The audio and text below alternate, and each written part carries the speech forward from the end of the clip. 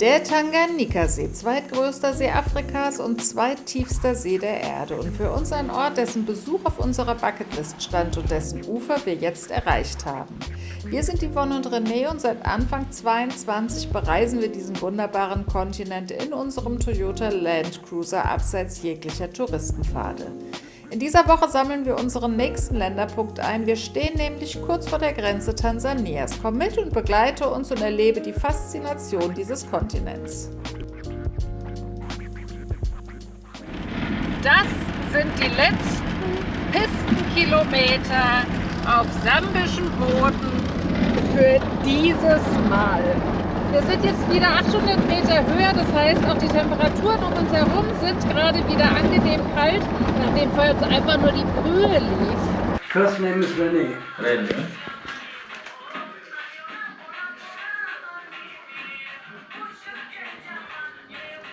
The rain is coming. Es donnert schon. Wir sind noch hier an der Grenze und machen gerade die letzten Grenzformalitäten. Wir mussten jetzt hier in einem Local Shop was bezahlen, was quasi überwiesen wird. Willkommen in Tansania. Erfolgreiche Grenzüberquerung gelungen. Wir haben jetzt ungefähr 2 Stunden gebraucht. Die sambische Seite war extremst schnell, das war vielleicht in einer Viertelstunde erledigt. Der muss aber ja auch immer nur ausstempeln. Wenn man ausreist, geht es immer schneller. Die Einreiseprozedur dauert immer ein bisschen länger, weil man muss auch das Carnet de Passage einstempeln. Das ist komplizierter als das Ausstempeln. Das ist ja unser Zolldokument. Das haben wir ja schon bei Grenzübertritten mehrfach erwähnt. Aber jetzt haben wir es erledigt. Und es kommt wieder der spannende Teil des Tages. Nachtplatzsuche. Herzlich willkommen. Karibu aus Tansania, ein neues Land und wir sind immer sehr neugierig, was es mit sich bringt. Sofort fallen uns hier die entgegenkommenden Tuk-Tuks auf, diese dreirädrigen Transportfahrzeuge, die in Sambia übrigens aus Gefährdungsgründen verboten sind. Klar, lieber zu viert auf dem Moped leuchtet ein, aber da hat so jedes Land seine Eigenheiten. Ich könnte ja wetten, dass das ein Nachtplatz im Geschmack meines Mannes ist. Allrad erforderlich und Untersetzung. Ja, es geht tatsächlich ganz schön steil hoch. Wir heben schon wieder das Bein. Es ist really rough. Und das kurz vorm Ende.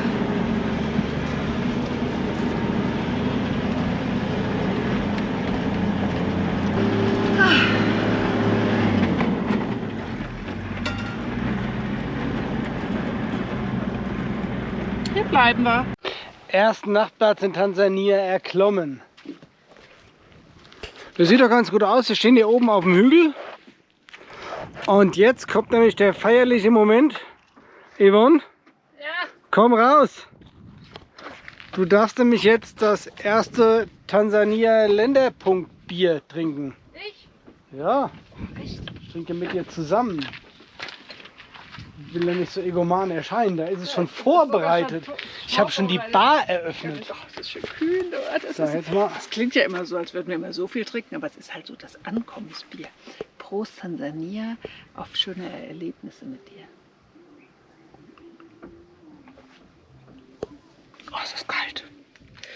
Unser erster Tag in Tansania beginnt mit einer kleinen Wanderung, zu der mein Mann mich überredet hat. Ich hab Ja. gewonnen. Die erste Nacht war wunderbar ruhig. Man hat abends erst noch ein bisschen Musik gehört, aber das war alles ganz fein. Uns hat niemand besucht.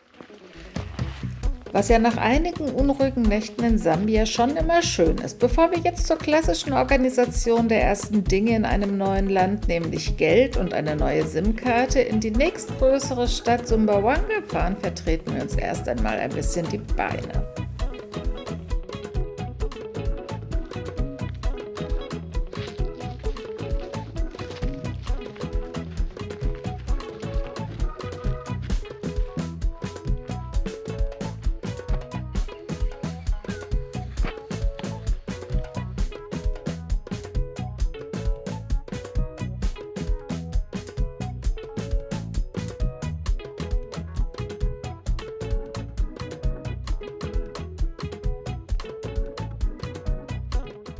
Der Hammer ist ja schon, seit wir nach Tansania reingefahren sind, gab es Gefühl, dass sofort so eine landschaftliche Veränderung. Es ist viel bergiger geworden, auch wenn wir jetzt da unten in so eine Tiefebene wieder reingucken. Sind ja aber jetzt auf 2000 Meter Höhe. Und ich bin mal sehr gespannt, was jetzt weiter so auf uns zukommt. Wir sind ja jetzt in unserer ersten größeren Stadt, die Sumbawanga heißt. Und wir haben versucht jetzt oder versuchen gerade eine Telefonkarte zu organisieren, aber das ist gar nicht so leicht, weil heute ist Sonntag. Ist ein bisschen doof. Jetzt geht erstmal René auf die Bank, muss sein Misstrauen den ATMs wieder gegenüber aufbauen, weil letztes Mal, als er sich ja die Karte in eine ATM gesteckt hat, hat sie ja quasi Geld abgehoben, aber nicht ausgespuckt. Allerdings hat sich alles geklärt. Unser Geld wurde gar nicht erst abgebucht, beziehungsweise kam dann zurück. Hier sieht man jetzt die ganzen Tuk-Tuks, die hier unterwegs sind. Die sind verkehrsbestimmend. Jetzt will man nur ein bisschen Geld abheben an so einem ATM und das funktioniert mal wieder einfach nicht. Ich gebe brav meine Nummer ein, mache alles, was das Ding sagt, aber nein, es will irgendwas von mir, was ich eingeben soll, ein Vielfaches von meinem tansanischen Schilling. Und die Kommastellen, wie auch immer, die rücken. Ich habe es mit allen Varianten probiert, meine Daten eingegeben. Es kommt nichts aus dem Gerät raus. Jetzt probiere ich mal wieder einen anderen aus. Aber das nervt doch irgendwie schon manchmal. Er ist ganz still. Ich schätze, er ist immer noch erfolglos gewesen. Ich bin noch ohne Geld, aber ich hätte Geld kriegen können. Also ich habe das System jetzt verstanden. Ich habe quasi den Automaten geknackt sozusagen. Der will 6 € irgendwas Gebühr von mir haben. Und da habe ich gesagt, nee, da kann er mich mal.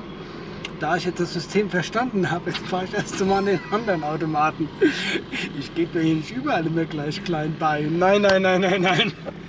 Okay, ihr merkt aber, warum ein afrikanischer Tag unheimlich lange sein kann. Weil alleine mit Geld abheben verbringen wir jetzt bestimmt schon eine Stunde. Hier kommt der weltgewandte Weltreisende, die Taschen voll Geld. Ich hab's geschafft. Mit Geld und unseren ersten Markteinkäufen, allerdings ohne SIM-Karte, weil Sonntag eben, verlassen wir die Stadt wieder. Nächster Versorgungspunkt, Wassertanken. So, wie das hier so üblich ist, habe ich doch mal die Frau an die Wasserstelle geschickt. Okay.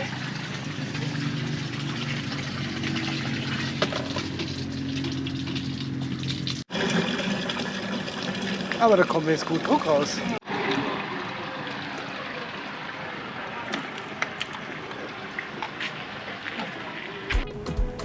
Alle Versorgungspunkte erledigt, es geht weiter, vorbei an langgezogenen Dörfern, parallel zum Ufer des Tanganyika-Sees, den wir wieder erreichen wollen. Doch was auf der Karte so nah erscheint, zieht sich auf den hiesigen Pisten.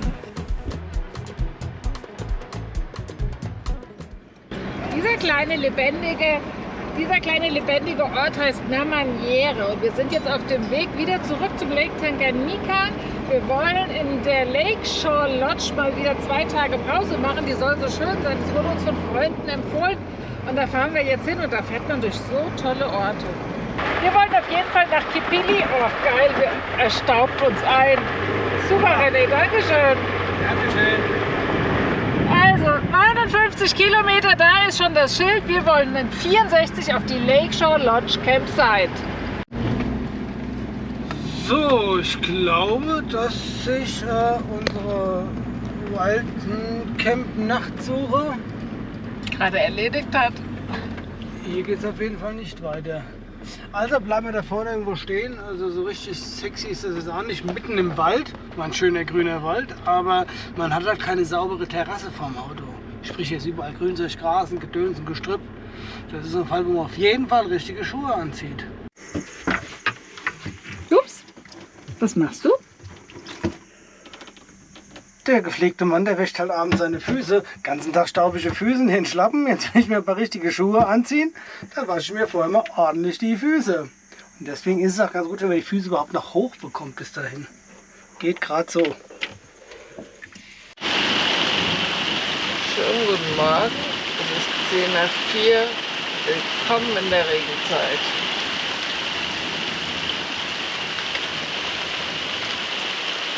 Heute Nacht hat die Regenzeit ja mal angefangen einzuläuten. Es kam der erste Regenguss runter. Aber ansonsten hatten wir eine ganz gute Nacht gehabt in unserem Wald. Hier draußen sind relativ viele Fliegen. Das bestimmt beim Kaffee rausschütten, habe ich aus Versehen da das Auto voll gespritzt. Wenn Männer in der Küche arbeiten, guckt euch das an. Das wird ja gar nichts. Das ist aber die Strategie, die ich glaube ich von unserem kleinen Sohn gelernt habe. Mach alles möglichst schlecht, danach musst du es nicht mehr machen. Ich würde ja, also der Erfahrene weiß ja, dass es eher umgekehrt ist. Dass die Söhne von den Vätern lernen und nicht umgekehrt. Ach so. Ja. Na, irgendwie. Also, los geht's. Da sind wir wieder bei Southern Lake Tanganyika mit 2 oder 3 vorgelagerten Inseln. Wir sind ja mal sehr gespannt, was das hier alles jetzt gibt. Wir sind erstmal auf dem Weg zu einem Eye-Overlander-Platz, der hier an einem ehemaligen Kloster sein soll. Wir sind jetzt hier in Kipili an den Ruinen einer alten Missionsstation und gucken uns die jetzt mal an. Ich gehe jetzt erstmal hier rein, wo auch immer mein Mann hingeht. Es ist sauschwül.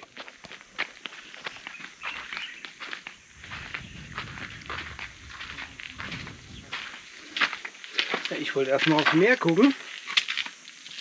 Siehst mal, ich gehe in die Kirche. Du gehst in die Ruine, würde ich sagen. Aber wir haben auch extra wieder hier die Ruinen Exploring Kampfschuhe an. Wie immer. Mal gucken, was die Frau da mit zusammengepetztem Auge eigentlich ablichtet. Dieses mittlerweile total zerfallene Gebäude war einst eine der ältesten Missionskirchen Tansanias und wurde von Benediktinermönchen betrieben. Erbaut wurde sie zwischen 1890 und 1895.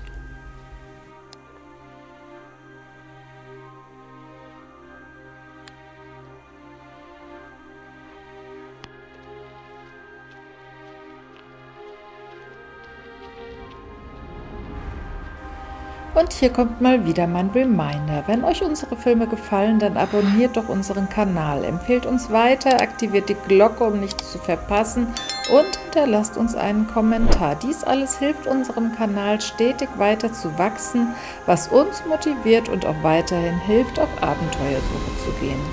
Wenn ihr uns weitergehend unterstützen möchtet oder eure Wertschätzung den Filmen gegenüber ausdrücken möchtet, dann findet ihr den PayPal-Link entweder in der Videobeschreibung oder unserer Bio. Vielen Dank.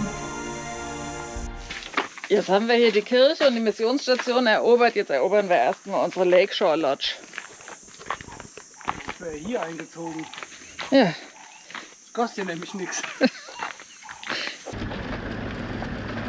Come as a guest, leave as a friend. Mal schauen, was das gibt. Thank you so much. Hello, how are you? Bye.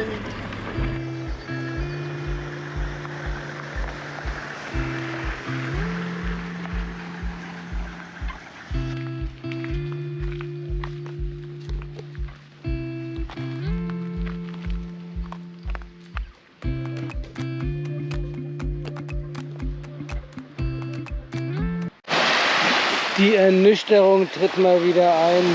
Nix hier mit traumhaften Super Lakeshore Campsite mit Blick auf den Lake Tanganyika.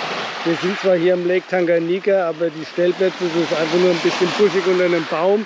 Man sieht das Wasser nicht und irgendwie ja, nicht so richtig sexy, wie ich das erwartet hätte. Nichtsdestotrotz stehen wir jetzt hier jetzt wieder am Lake Tanganyika am Strand neben einem Diving Center. Hier Dive Safety Through Education. Wir haben auch mal gefragt, wieder wegen Bilharziose. Es gibt Bilharziose, auch hier gibt es Bilharziose und man soll auch nicht in der Nacht schwimmen gehen, weil nachts kommen dann doch manchmal Krokodile und Hippos. Und aber die handhaben das mit der Bilharziose so hier, die nehmen einmal im Halbjahr wohl eine Tablette und damit ist das Thema unter Kontrolle. Noch hat mich die Hitze nicht weich gekocht. Die Vorstellung, sich Bilharziose einzufangen, blockiert mich. Und einfach mal prophylaktisch so eine Tablette zu nehmen, lockt auch nicht. Ist ja nicht nur ein Globuli, was man nimmt. Gefühlt sind wir aber die Einzigen, die so denken. heute Morgen gibt es zum Frühstück mal Pfannenbrot. Das ist ein normaler nicht Hefeteig, sondern ein Teig mit Backpulver. Aus 300 Gramm Mehl, einem Teelöffel Backpulver, ein bisschen Zucker, Salz, mache ich einfach einen Teig. Den teile ich dann in 4 Portionen, rolle ihn aus und backe ihn einfach oder brate ihn quasi jetzt in einer ganz leicht geölten Pfanne an. Es kann auch ohne Öl gemacht werden. Mit Öl geht es immer ein bisschen besser auf. Und dann hat man 4 wunderbare Fladen. Die kann man sich würzen mit deftigen Gewürzen fürs Mittagessen. Wir machen es halt neutral mit ein bisschen Zucker zum Frühstück. Und da ist mein Mann jetzt hier schon die ganze Zeit ganz begierig drauf. Ich werde auch den hungrigen Mann mit satt. Wagenräder, großes Brot gibt's jetzt. Vielleicht eher Schubkarrenräder oder Bobbycar-Räder. Ja, das ist geil.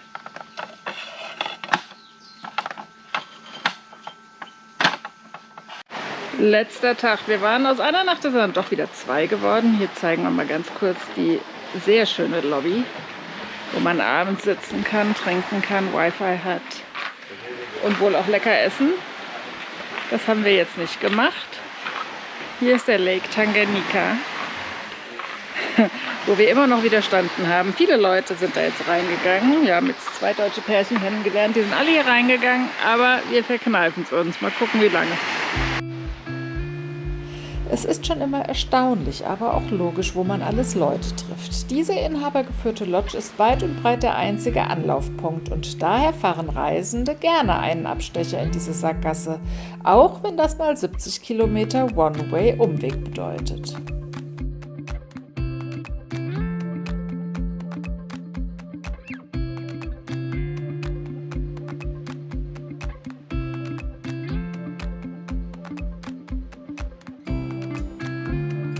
Ich muss jetzt mal ganz kurz auf meinen neuen Mann eingehen. Da muss ich mal ins Licht drehen. Ich erkenne ihn kaum.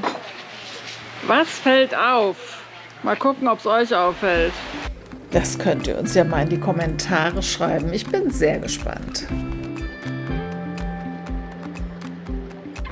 Tja, und jetzt? Ich schmeiß mich ja nicht in den Graben.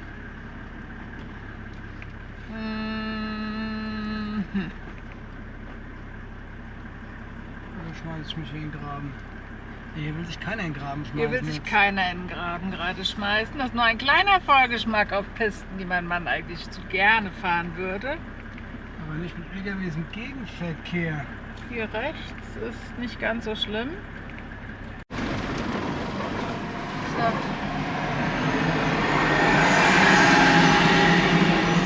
Jetzt mal gucken, ob wir jetzt hier auch wieder rauskommen.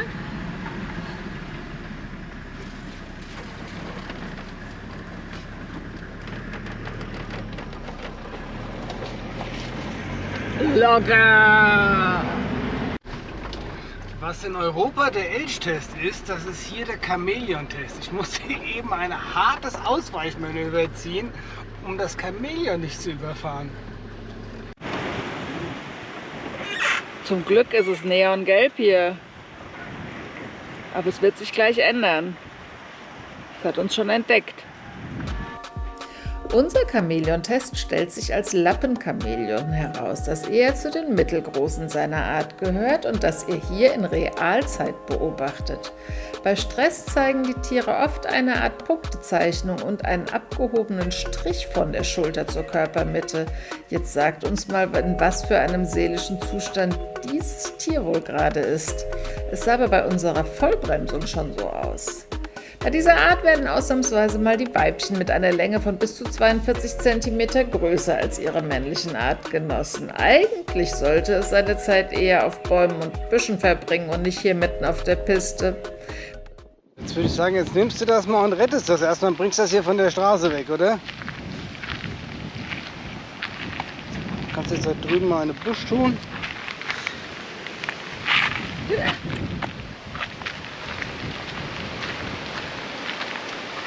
Ansonsten wird das vom nächsten überfahren. Noch ein bisschen weiter vielleicht. Dann gehen wir da mal rein, richtig. Dass das nicht gleich wieder auf der Straße endet.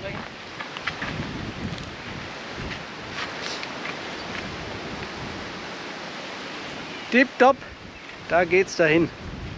Schönen Tag noch. Schon wieder ein Chamäleon, konnte gerade noch bremsen. Und eben kam er. Das ist ganz schön groß hier, Freund. Das ist wirklich richtig groß. Wir gehen mir ins nächste Rennen. Der faucht. Ja, der mag dich nicht. Kann ich gar nicht verstehen. Hier kam ich eben gerade schon wieder hier ein anderer Wagen hier vorbeigeprescht. Deswegen bringen wir den jetzt auch mal wieder ins Gebüsch. Aua. Heute die Mission lautet: Rettet die Chamäleons. Es gibt wohl schlimmere Missionen. Das nächste Bremsmanöver wird allerdings von einer ganz anderen Spezie provoziert.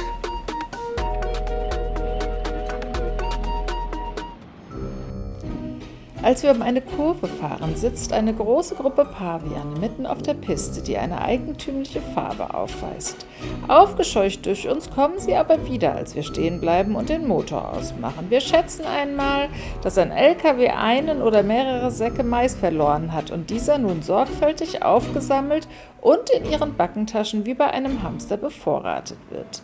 Ein sehr lustiges Bild, das wir geraume Zeit beobachten und genießen.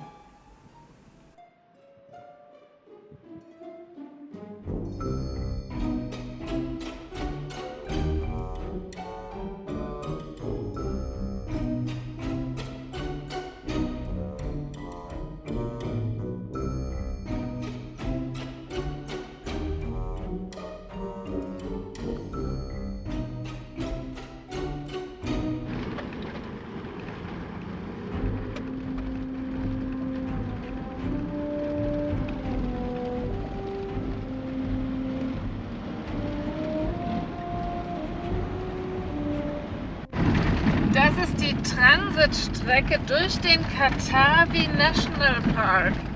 Hier donnern leider auch die 40-Tonner durch, deswegen glauben wir nicht, dass wir so wahnsinnig viel tierreich sehen werden. Es gibt aber eine kleine Seitenpiste, die wir gleich nehmen werden, um hoffentlich doch noch ein bisschen was an Tieren zu sehen. Die Piste ist absolut ätzend. Wir haben jetzt ein Einstieg gefunden zu so einer Seitenparallelpiste und es ist eine reine Wohltat, weil hier dieses Wellblech, das bringt sowohl unser Auto wie auch uns um. Das ist ja grauenvoll, es ist so laut und es ist so hart für unser armes Auto. Und hier gleitet man so sanft wie eine Sänfte. Mal gucken, wie lang. Mal gucken, wie lang. Jetzt haben wir zwar eine glatte Piste, aber auch was im Weg. Ha, aber ich glaube, es Oh, ich wollte gerade sagen. ein Ort zum Fahren. Umleitung.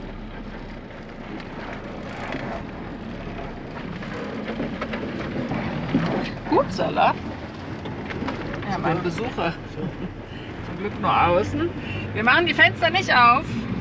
René wollte gerade mal kurz rausgehen, aber da draußen ist CC-Fliegen verseuchtes Gebiet. Sobald man stehen bleibt, man sieht es vielleicht jetzt hier auch ein bisschen immer mal durch die Scheibe, aber sofort umsurren sie ein. Das ist sehr ärgerlich, weil da hinten unter diesem wunderbaren großen Baum ist ein ganzes Rudel, ein großes Rudel von Wildhunden. Das sind unsere ersten, die wir hier sehen. Und wir kommen nicht näher dran. Es ist eine Piste zu sehen, die da entlang führt, aber wir haben keinen Zugang die ganze Zeit bisher zu dieser Piste gefunden. Das ist so ärgerlich, weil Wildhunde ist ja wow, ganz selten. Ich komme auch nicht. Todesmutig und wagehalsig geht er jetzt raus in das Revier der CC-Fliegen und hat sofort welche an sich. Und hier drin, da, ist sofort eine drin. Scheißviecher. Das sind in der Tat nach all dieser Zeit in Afrika unsere ersten lebenden Wildhunde. Wir sind ganz aufgeregt, kommen aber immer noch nicht näher dran. Ähneln sie sich äußerlich stark, hat aber jedes Tier seine eigene Fellfärbung, ähnlich wie bei den Zebras. Nur das dominante Paar darf sich fortpflanzen, aber die Aufzucht der Welpen machen sie dann doch alle zusammen. Leider sind sie echt richtig selten geworden. Wir haben jetzt Zugang zu der Piste gefunden, die direkt am der Pfanne oder dem baldigen See entlang führt. Und werden jetzt noch mal ein Stück zurückfahren, um mal zu gucken. Ist da vorne eine riesige Herde von Wasserbüffeln. Und da vorne waren ja auch irgendwo unsere wunderbaren... Das ist Zebra, Giraffen. Kann ich sehen von hier. Ganz hinten ganz viele Giraffen, aber hier waren ja vor allen Dingen unsere Wildhunde. René hat mal sicherheitshalber den Allrad reingemacht. Die haben ganz schöne Hörner.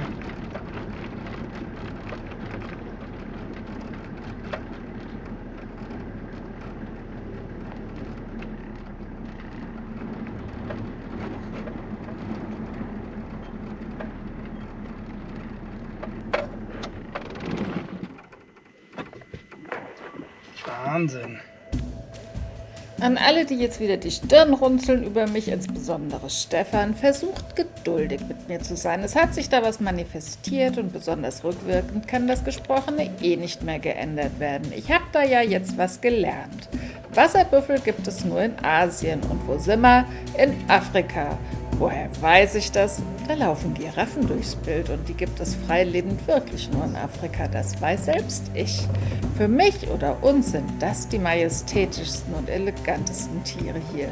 Wie in Zeitlupe sieht das immer aus.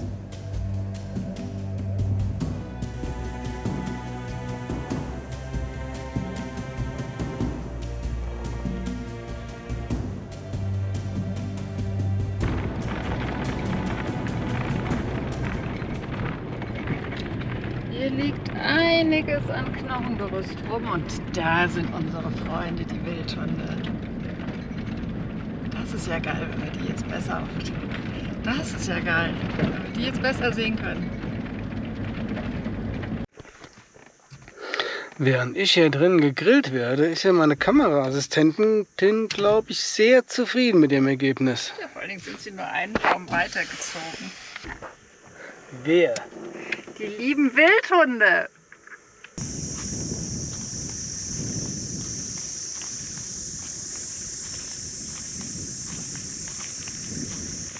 Jetzt gehen wir mal gucken. Oh, ein kleiner Knochen. Hier unter diesem wunderbaren Baum haben eben unsere Freunde, die Wildhunde, gesessen und gechillt. Oben im Gebüsch über mir sind ganz viele Geier eben gewesen.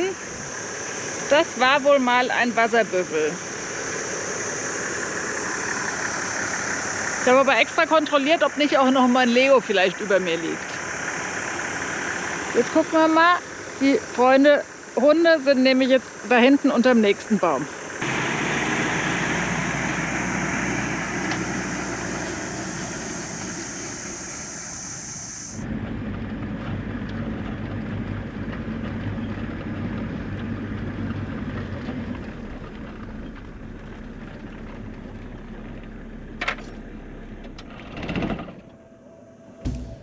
Und da haben wir sie tatsächlich endlich mal ungetrübt vor Augen. Ein Rudel der stark gefährdeten, größten wildlebenden Hunde Afrikas.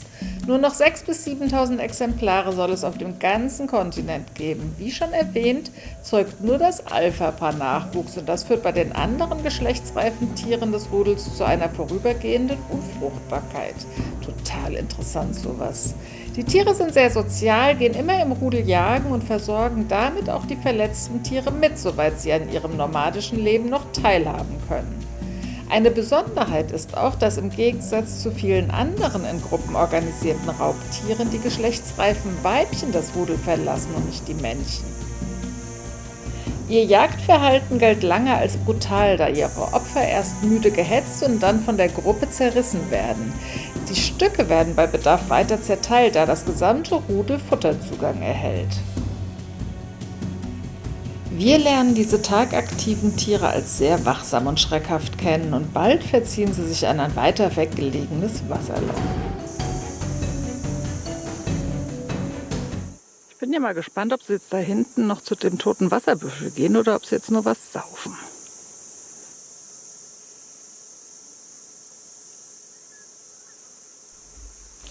Wieder was gelernt, es sind keine Aasfresser, doch die Geier halten respektvoll Abstand. Für uns heißt es nach einer Zeit der Beobachtung, wir müssen weiter. Dabei kommen wir in unmittelbarer Nähe an einem toten Büffel vorbei, den wir trotz bestialischem Gestank genauer anschauen und ablichten.